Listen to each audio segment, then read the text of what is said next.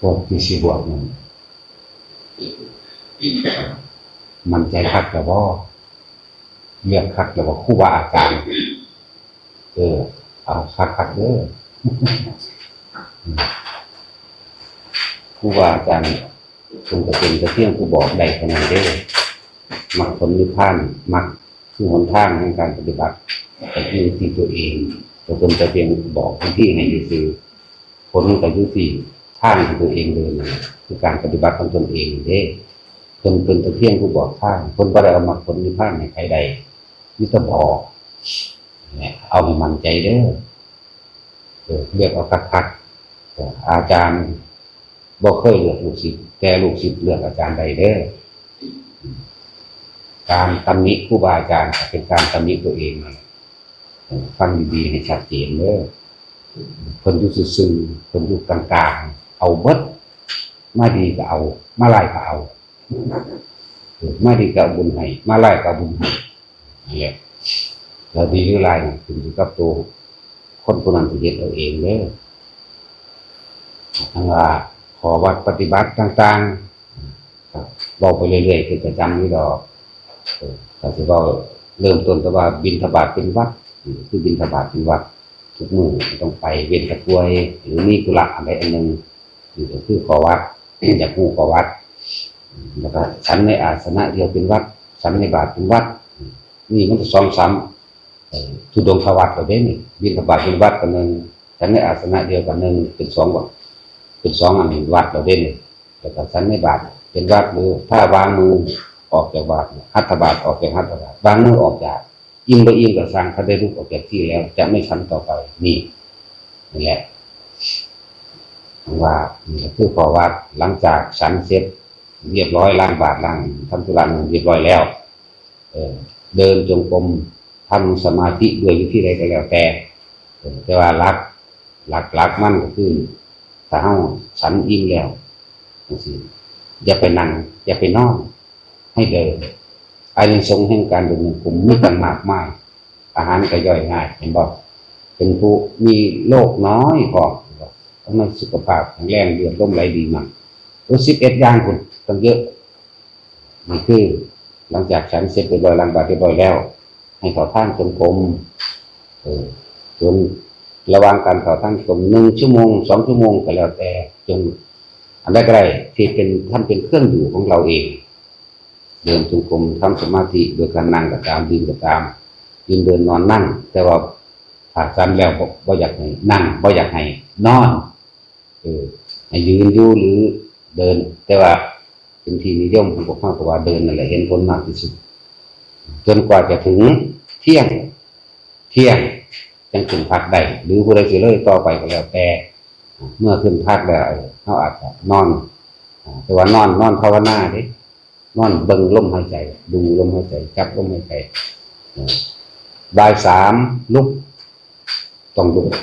ตามธรรมดามันสิเลยแน่หรือก่อนแน่ก็ช่างเถอะตรงนั้นเป็นการฝึกตัวเองเมื่อฝึกแล้วชินแล้วมันเป็นอัตโนมัติมันสิเป็นของมันไปเลยหลังบาดเราปุ๊บขอท่านจงปั๊บเดินหรือนั่งหรือยังก็ว่าไปเมื่อเข้าถึงที่นอนแล้วฮอดบ่าย 3คือว่าผู้ลุกปุ๊บหลุดมันจะเป็นของมันที่แรกก็ฝึกสะก่อนบ่ทันชินนี่คือขอวัดสำหรับภิกษุสามเณรหรือถ้ามีงานก็ต่างหากแต่ว่าการทำงานต้องพอบ่ได้เน้นเลยภิกษุสงฆ์บ่ได้เน้นบ่ได้บังคับคือตามความสมัครใจเพราะบางคนก็เครื่องอยู่เรียกว่าเครื่องอยู่ของใครของมันบางคนก็เอาอยู่กับการก่อสร้างก็อยู่ไปทางบ่แบ่งให้เกินปานนั้นดอกหรือถ้ามีงานร่วมกันในการยกกุฏิในการไปที่ใส่กำลังเร่งด่วนก็บอกกันแต่การทำงานปกติจังซี่บ่ได้ให้บังคับผมมักที่สุดเดินจงกรมนั่งสมาธิยืนสมาธิหรือท่องบนสวดมนต์บทนั้นบทนี้ก็แล้วแต่เป็นอยู่ของเฮาบ่เฮ็ดหยังเลยก็ได้เหลือบไปเบิ่งยังไดเดินจงกรมอยู่ปับอยู่นั่นโอ้ยพอใจหลายจักว่านั่นแหละภาคกลางวันหลังจากบ่าย 3กว่าตาเสร็จแล้วเรียบร้อยแล้ว ก็ไปอยู่กุฏิไขมันมีอันใดให้อ่านก็อ่านไปโดยเฉพาะการศึกษาอริยวินัยที่หนึ่งอยู่แล้วเขาศึกษาประวัติปฏิบัติของตัวเองเครื่องป้องกันตนเองก็คือพระวินัยนั่นแหละอาวุธพระเลยว่ามีนั่นอื่นได้พระวินัยได้อาวุธเครื่องป้องกันก็ป้องกันศึกษาอ่านท่องบนสวดบทนั้นบทนี้เป็นไปก็เป็นเครื่องอยู่ สาธยายสัจจายะคือสาธยายคำสอนของเจ้าทรงจำคำสอนของเจ้าหลังจากนั้นก็5 โมงครึ่งถึงมาทำวัดน้ำมูถึงมาทำวัดแล้วก็รอฟังธรรมรอฟังก็สนทนาธรรมแต่ว่าได้รอฟังเรียบร้อยประมาณ2 ทุ่มเขาก็ได้พักได้ผ่อนนั่งนี่ประมาณ2 ทุ่มก็มีการมีอะไรที่เราเห็นนี่แหละรอดูคนที่อยู่ทางไกลเดินทางกันมาเกิดฟังธรรมฟังแล้วสำหรับภิกษุฟังเทศแล้วไปกลับไปในที่ทางกลุ่มของไปของมันไปจะนั่งกันนั่งไปยืนเดินนอนแต่ว่านอนบนนิยมเดียวมันจะไปทั้งหลับเลยนั่นแหละนี่คือประวัติจนกว่าจะถึง6 ทุ่มเนี่ยลงจากศาลาเข้าไปแล้วประมาณโดยประมาณก็ได้2 ทุ่มกว่าหลังจากเทศไปแล้วเกือบ3 ทุ่มทีนะทีนี้ก็ไปเข้าทางกลุ่มไผมันหรือนั่งสมาธิก็แล้วแต่ยืนเดินนอนนั่งได้ถ้าเขาไม่ได้กินอย่างนี้มันแรงกินตนาจนกว่าจะถึง6 ทุ่มทำความเพียรไปจนกว่าจะถึง6 ทุ่ม6 ทุ่มแล้วขึ้นนอนหรือใครเฉยเลยขอวัดตัวเองเขี่ยวเข็นตัวเองก็แล้วแต่ตี 3ให้ลุกขึ้นมาแล้วทำบัตรของใครของเราทำบัตรก็คือเฮาพาทำนั่นแหละเป็นข้อปฏิบัติของเองคือพาทำบัตรเศร้าผู้ใดบ่เฮาว่าคอยทำบัตรเศร้าเนาะรวมกันก็ให้ทำบัตรเศร้ากดเข้าไปในหนังสือก็มีอยู่แล้วล่ะวัดเศร้าบรรดาก็ได้ทำนองอันเดียวกันนี่แหละวัดเย็นกับวัดเศร้ามันก็ต่างกันอยู่ถ้าผู้ใดอยากฝึกหัดก็เปิดทำวัดเช้าวัดป่าบรรดาเอาเด้อที่มีเสียงหลวงตาพระนำตะกี้นี่แหละเอาเป็นตัวอย่างทำวัดเศร้าของใครของมันบ่โดนหรอกพอ10 นาทีสมบูรณ์ประมาณนั้นแหละประมาณ10 นาที10นั่นละทำบัตรเจ้าแล้วล้างหน้านั่นนี่เดินจงกรมด้วยเสียงก็แล้วแต่แล้วครับถึงเวลามาจัดที่พักก็จัดอาสนะ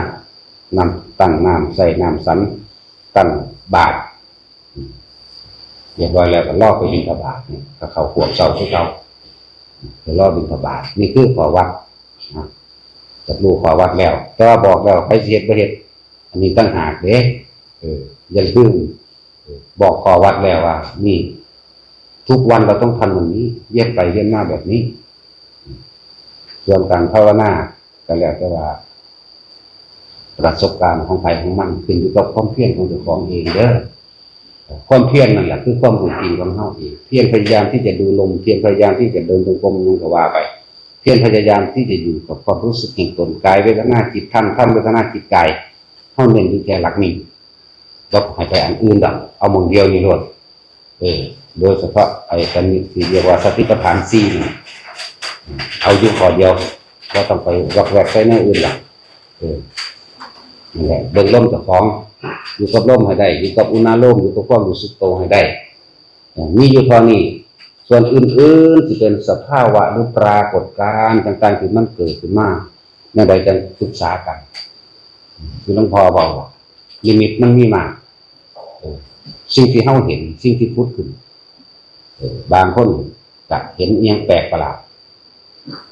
ถ้าเฮาสิเทียบแล้วหลวงพ่อให้เทียบแบบนี้สำหรับคนที่ว่าเห็นนั่นเห็นนี่เฮาขี่รถมาตามถนนหนทางต้นไม้เฮาก็เห็นภูเขาเฮาก็เห็นรถสวนกันไปคันนั้นคันนี้เฮาก็เห็นรถแซงเฮาก็เห็นสายไฟฟ้าเฮาก็เห็นแต่ว่าในความเห็นนั้นเฮาบ่อยากไปจับเข้ามา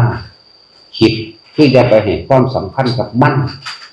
อย่าไปตกหล่อมันดึงเข้ามาเป็นเครื่องลังแห่งตนเด้อนะบ่มีหยังจริงจักอย่างขาดหน้าที่ว่าเฮาเห็นกันตรงๆเห็นแบบตายดิบๆนี่บ่ได้ภาวนาละนี่เปรียบ ขี่รถมาเนี่ยรถคันนั้นสีแดงไกลไปสีเขียวไกลไปเห็นเสาไฟฟ้าสายไฟฟ้าอุโมงค์เนี่ยเฮาสิไปให้ความสำคัญอิหยังกันกับมันเหมือนเรื่องพ่อขาดบาดตายของเฮาเข้าใจว่าล่ะทีนี้สำหรับนิมิตในไม่ต่างกันเข้าใจว่าเอามาเทียบบ่ต่างกันดอกเหมือนฝันเหมือนกันบ่ต่างจากฝันว่าอาจสามารถที่เป็นโทษหรือเป็นประโยชน์อย่างใดที่มันเป็นโทษเพราะตัวเองไม่ปล่อยไม่วางจะพากันเราหลายสักแต่ว่ารู้สักแต่ว่าเห็นว่าไอ้สักแต่ว่านี่ที่มึงว่าสักที่มึงเอามาแบกไว้เข้าใจป่ะล่ะปล่อยไปโหลดนั่นแหละทำให้บ่อยทำให้มากในการชินผู้เห็นจนชินแล้วกับชาเฉยเองจะดึงเขามาที่มันบ่เฉยได้พอดึงเขามาให้ความสำคัญกับมันโอ้มีความเกี่ยวกันนั่นโอ้ยอันนี้แม้กระทั่งอย่า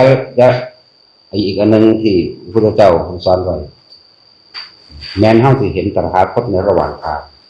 หรือเห็นบิดามารดาตัวเองระหว่างทางอย่าให้ความสำคัญกับเขาโอ้บ่ธรรมดาเด้ฟังดีๆเด้อเป็นสอนในระหว่างก่อนเพิ่นสิปรินิพพานนั่นแหละขนาดเห็นเพิ่นยังบ่ให้เชื่อเพิ่นบ่นี่มันบ่แม่นธรรมดาเด้ให้ว่างทั้งเบิดแค่รู้แค่เห็นนี่แหมแต่ว่าบ่ให้จับมาเป็นประเด็นนี่แหมมันบ่ธรรมดาอย่าให้เขาเบี่ยงเบนความสนใจได้นี่นะมันบ่ธรรมดาเด้อบ่เบี่ยงเบนจังได๋ผู้หนึ่งมุ่งตั้งใจเพื่อสิไปหาพระพุทธเจ้าหรือสิไปในพานนำพระพุทธเจ้าเนาะเนี่ยแต่ว่าเพิ่นว่าบ่ให้เขาเบี่ยงเบนใดโอ้โหมันธรรมดาเด้อนั่นแหละเรื่องสักแต่ว่าเห็นถ้าจะปล่อยว่างจริงๆคือบ่ต้องมีเหตุผลเมื่อมีเหตุก็มีผลเหตุคือเฮาไปดึงมันมาติดเราผลเพื่อติดอยู่กับมันจิตจึงมีที่ตั้งเมื่อจิตมีที่ตั้งการคิดการนึกจึงก่อเกิดอารมณ์แห่งความรู้สึกเมื่อมีความรู้สึกนั่นคือชื่อว่าพบเมื่อพบเกิดชาติเกิดชรามรณะก็เป็นไปฉะนั้นสักแต่ว่าเอาดีๆไปก็ดีเอาละพอ